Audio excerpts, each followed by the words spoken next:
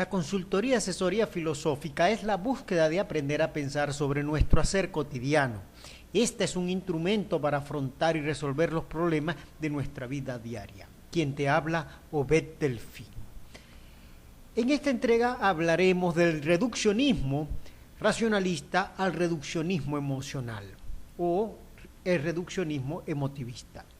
La tradición filosófica llamó en la antigüedad clásica a los sentimientos pasiones y acentuó el carácter pasivo de estas, ya que la persona padecía las pasiones como algo inevitable y con frecuencia molesta y perjudicialmente.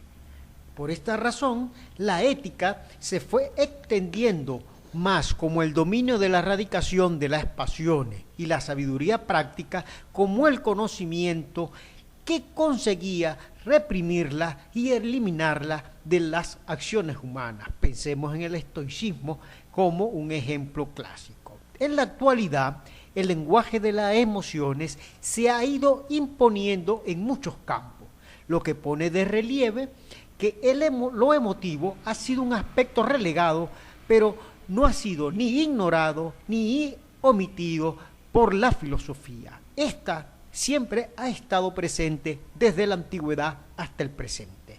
En el discurso actual acerca de las emociones se pretende corregir esa tendencia y distanciarse del racionalismo hegemónico, es decir, de la radicalidad de la racionalidad. Sin embargo, en el desarrollo de este discurso emotivista se ha ido cayendo en un sentimentalismo, que es el sentimiento sin la guía de la razón. Para nosotros, las emociones y la razón han de ir juntas en el razonamiento práctico, pues las emociones por sí solas no razonan, ni la razón por sí sola se mueve, como bien dijo Aristóteles.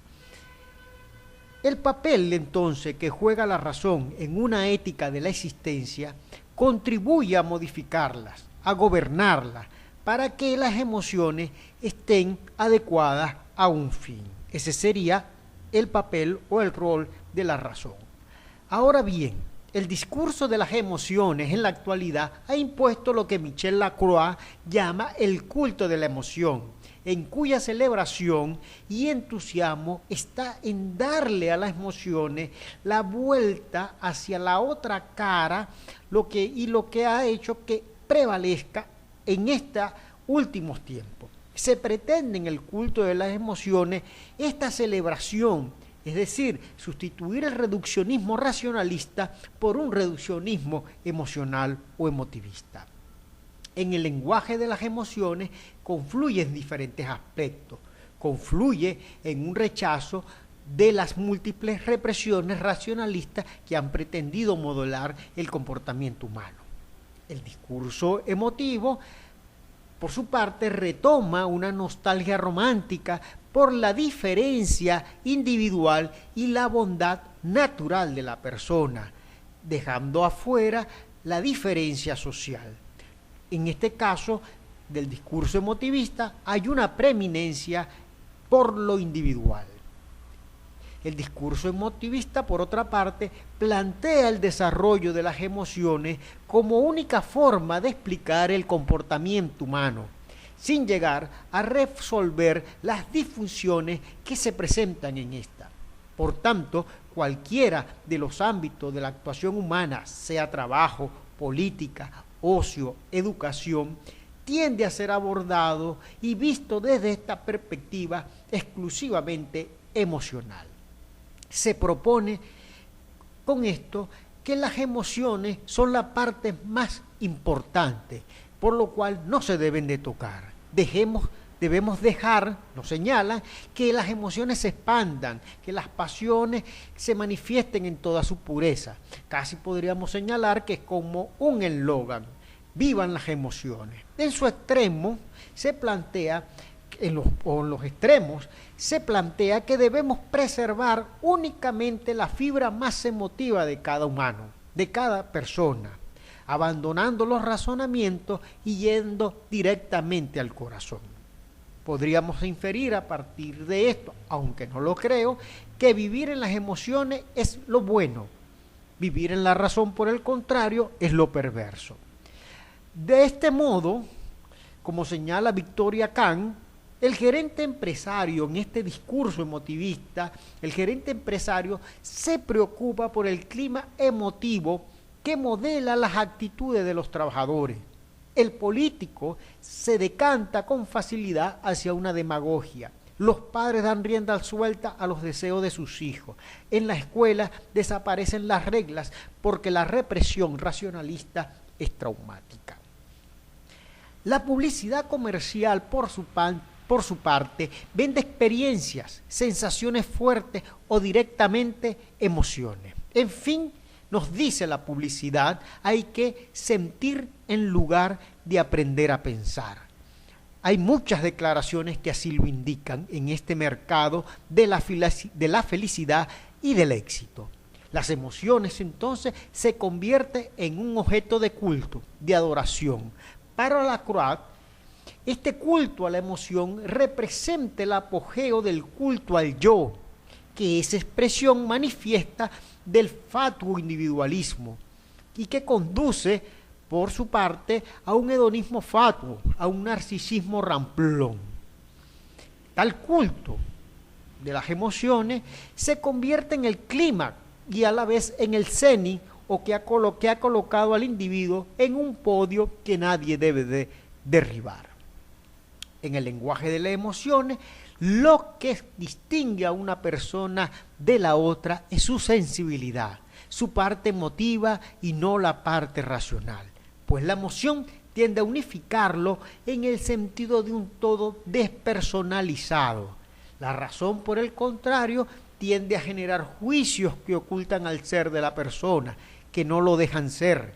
Las emociones, según el discurso emotivo, personalizan al individuo que va tras la búsqueda del ser. Por el contrario, lo racional lo despersonaliza.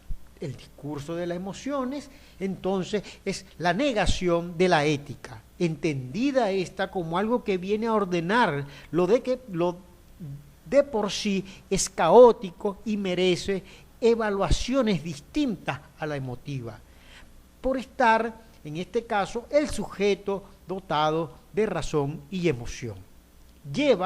Se lleva a cabo una ética de la existencia en la que se debe desarrollar tanto la parte reflexiva como la emotiva, que consiste, entre otras muchas cosas, en aprender a admirar éticamente lo que es admirable y a rechazar lo que no lo es. De allí la confluencia entre la razón y la emoción. Por lo cual, la persona, dentro de esta ética de la existencia, la persona debe tener razones que le indique lo que es digno de admiración y lo que no es admirable bajo ningún aspecto. La persona ha de aprender racional y emotivamente a sentirse afectado por los aspectos nobles y valiosos de la vida, por los comportamientos íntegros y justos.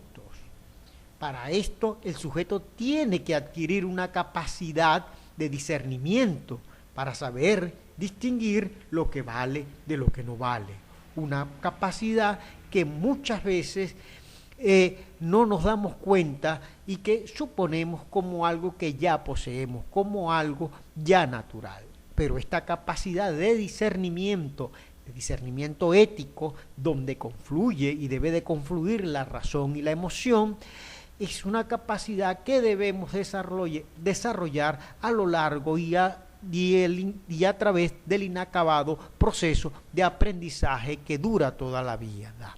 En este sentido, es la tarea de la construcción del ser. Por lo tanto, tender en un proceso de pasar de un reduccionismo racionalista a un reduccionismo emocional o emotivo no tiene sentido. Es la confluencia de un término medio en el sentido aristotélico donde debe confluir la razón y la emoción.